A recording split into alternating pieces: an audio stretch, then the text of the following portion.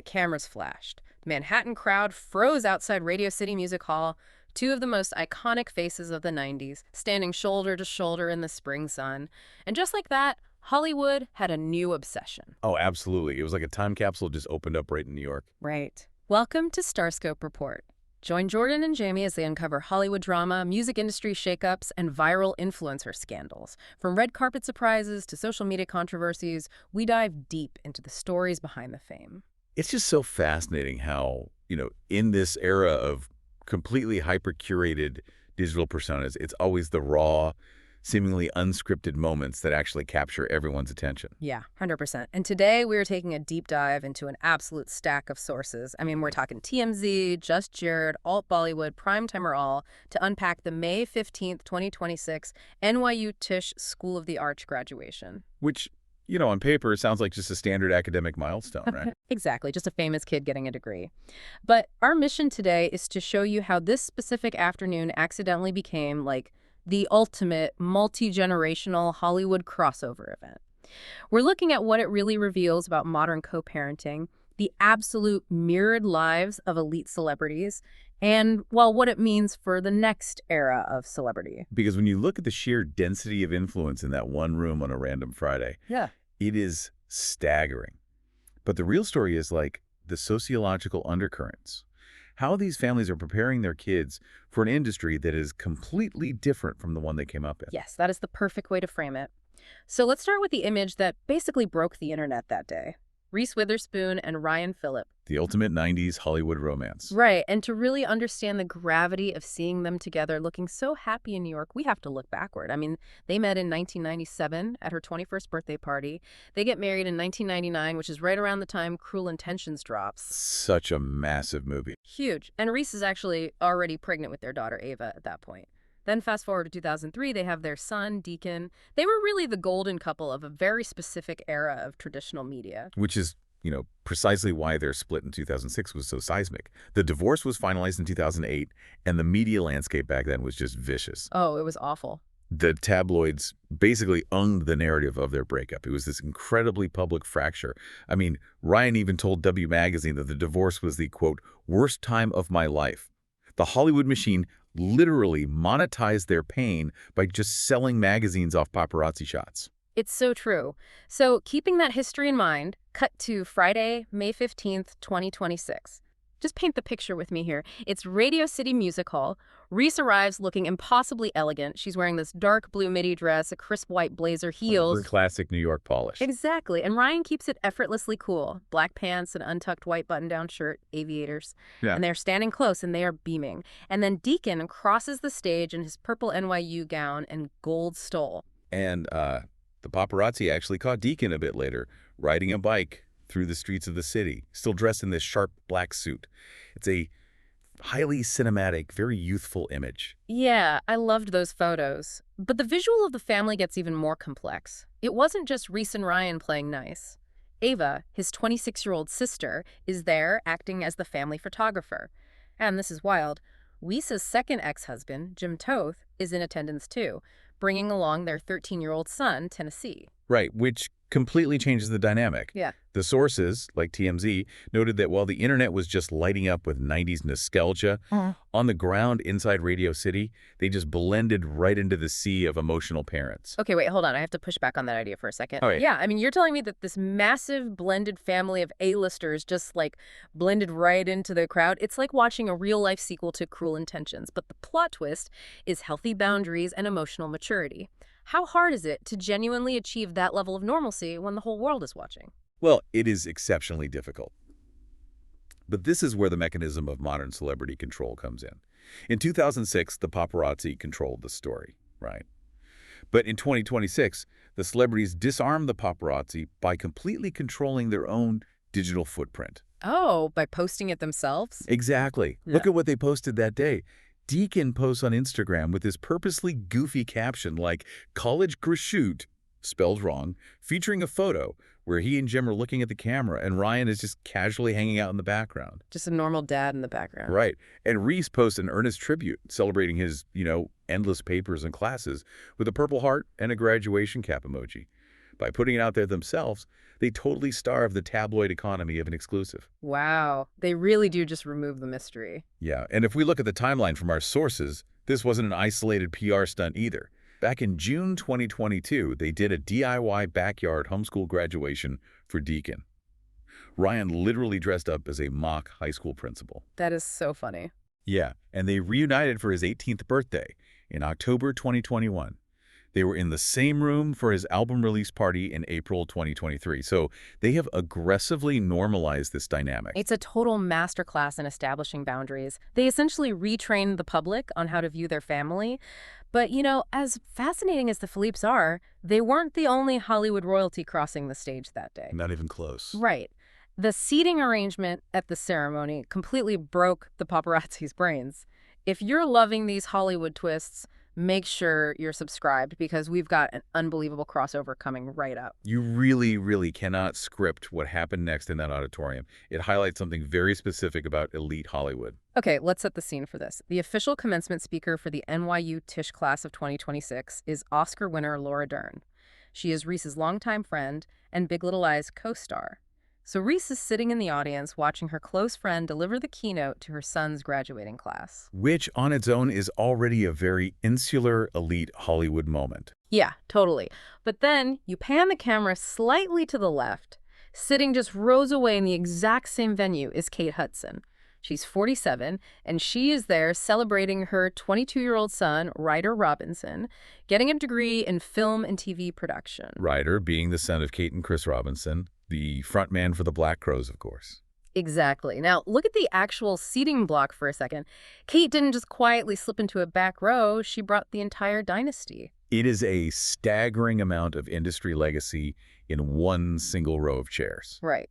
She's there with her fiancé, Danny Fujikawa. She is there with her parents, literal Hollywood legends Goldie Hawn and Kurt Russell. She's also there with her ex-husband, Matt Bellamy, the frontman of Muse, and they share a 14-year-old son, Bingham, who is also there, plus Ronnie, her 7-year-old daughter, all packed into the folding chairs of Radio City Music Hall. And according to all Bollywood, the paparazzi outside were just stunned. Because this wasn't a coordinated red carpet event with publicists organizing the flow and PR teams running around. No, not at all. It was an accidental convergence of A-list industry dynasties. It was such a spectacle that the graduation footage was literally syndicated globally. Okay, so again, I am still skeptical about the whole blending in part. You have multiple Oscar winners, rock stars, and absolute Hollywood legends all packed into one row at Radio City. Does an event like this remain about the students, or does the sheer gravity of that much fame just completely hijack the moment? Well, it's a paradox, right? Yeah. Globally, yes, the gravity is immense. The media apparatus completely swarmed, turning this academic ceremony into an international news story. But inside the room, you have to remember that NYU Tisch is a premier feeder school for the entertainment industry. Oh, that's true. So everyone there is kind of in that world. Exactly. The room is already filled with producers, directors, and wealthy industry-adjacent families. It's a bubble. And within that bubble, this incredible parallel really emerges. The mirrored lives aspect of this is just wild to think about. It really is. Yeah. Neither Kate nor Reese are related, obviously. Yet their lives perfectly mirrored each other on this exact day. They're both navigating these very complex blended families. They're both sitting with ex-husbands and new partners, beaming with pride over their 22-year-old sons. Yeah, they're really in the exact same boat. Exactly. It highlights the insular nature of elite Hollywood, like, of course, their kids go to the exact same elite art school, but it also humanizes them completely. Mm-hmm. At the end of the day, when that commencement music starts playing, Goldie Hawn and Reese Witherspoon are just emotional family members in a folding chair. I can just picture, like, Goldie Hawn fighting with her phone camera zoom to get a good shot of Ryder crossing the stage. Oh, totally. That image alone makes them feel so relatable. But okay, we need to talk about the graduates themselves. Because if you assume Deacon Phillippe is just going to ride his parents' coattails straight into acting, well, you are dead wrong. Right. The career pivots of these legacy kids are often the most revealing indicator of where the whole industry is heading. Let's unpack this. So Deacon grew up homeschooled in a world where intense fame and media scrutiny were just the everyday reality for his family. And from the sources we have, he's consistently described as very calm, quiet, highly private. Like, he rarely discusses his dating life publicly at all. Which makes sense. Yeah. He grew up watching the tabloid machine at its absolute peak, Yeah. targeting his parents. So his instinct is obviously to guard his privacy. Absolutely. Now, he did briefly dip his toes into his parents' world. He took some small TV roles popping up in Netflix's Never Have I Ever, and he's in an upcoming series called Motorheads, which, fun fact, his dad Ryan actually works on as well. Right, so the infrastructure was fully there for him. He practically holds a VIP pass to a helicopter that could fly him straight to the finish line of a movie set. Exactly. But despite that incredibly easy path, Deacon's NYU Tisch degree is actually in music production. And this isn't just a casual hobby for him. He actually dropped his debut electronic pop album, A New Earth, back in April 2023. Oh, wow. So he's been at this for a while. Yeah, and the crucial part of this story is the education itself. He didn't just go to NYU to network. He studied music synthesis and the business side of the industry. And the big news circulating among industry insiders right now is that, backed by this formal education, he is expected to launch a dedicated independent record label later this year. Which is a huge move. Huge. And the public reaction to this has been really interesting. Fans actually view him as authentic. He's kind of shaking off that negative Nepo baby label because he isn't just chasing overnight fame in front of the camera. Right, he's putting in the actual work. Yeah, it feels like he's treating fame like a marathon, not a sprint. But I really want to understand the mechanics of this choice. I mean, he has every advantage to be a leading man. Why pivot to the underground electronic scene and independent label management? Well, to understand the why, we have to look at how the entertainment industry's power structures have totally shifted. In the traditional studio system, the system that made Reese and Ryan famous, the actor, is essentially an employee. Highly paid, but still an employee. Exactly. Highly paid, but they wait to be cast. They depend on a director, a studio, a distributor. They do not own the underlying intellectual property of the films they star in. So it's kind of like learning the plumbing of the industry versus just knowing how to turn on the faucet. Oh, that is a perfect analogy. Yes, he wants to own the plumbing. By getting a formal degree and focusing on the technical, business, and production side, Deacon is signaling that he wants creative control. Because being a famous face is just fleeting. Exactly, and it puts you at the mercy of the public and the tabloids, owning the master recordings, managing the label, handling distribution that is real power. He is absolutely utilizing his Hollywood legacy for access. I mean, you don't get your calls answered in New York without the Phillippe Witherspoon name. Right, of course not. But he is securing his true independence through technical skill and IP ownership. It's fascinating. He's choosing to be the architect rather than just a tenant in the building. And, you know, you saw the exact same pattern with Ryder Robinson. He was at that same graduation getting his degree in film and TV production, not just acting. Yet they're actively choosing to move behind the console. They want to be the ones pushing the buttons and owning the final product. They are looking at their parents' immense fame, seeing the total lack of control that came with it in the early 2000s, and deciding to build a completely different kind of career. It is a highly strategic, very modern way to handle a massive family legacy. And honestly, this shift from seeking fame to seeking ownership is going to define the next era of Hollywood. Stay tuned and hit that subscribe button so you don't miss what's coming next from this next generation of stars. Because it really forces all of us to reevaluate how we view these public families and what they actually value behind closed doors, Totally. And I want to bring this all back to you listening right now. We've spent this time unpacking the lives of massive celebrities, folding chairs at Radio City, and the mechanics of independent record labels. But if you strip away the fame, think about the nature of legacy and family in your own life. Yeah, the core of it is very relatable. It really is. Whether you are navigating a blended family of your own or trying to figure out how to establish healthy boundaries for a shared milestone, or maybe you're trying to forge a career path that is entirely distinct from what your parents expected of you.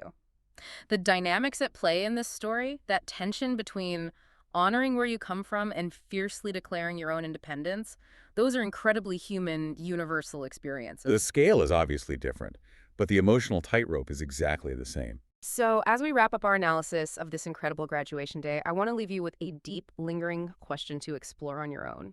As we watch this new generation, kids like Deacon Phillippe and Ryder Robinson, armed not just with their parents' immense wealth and undeniable connections, but now with formal, elite industry education, we have to ask, are they going to use these tools to dismantle the traditional Hollywood machine, or are they simply building a newer, more exclusive version of it? You've been listening to Starscope Report, where Jordan and Jamie uncover the stories shaping Hollywood, music, and pop culture. Thanks for tuning in, and don't forget to subscribe for more stories that keep the stars shining.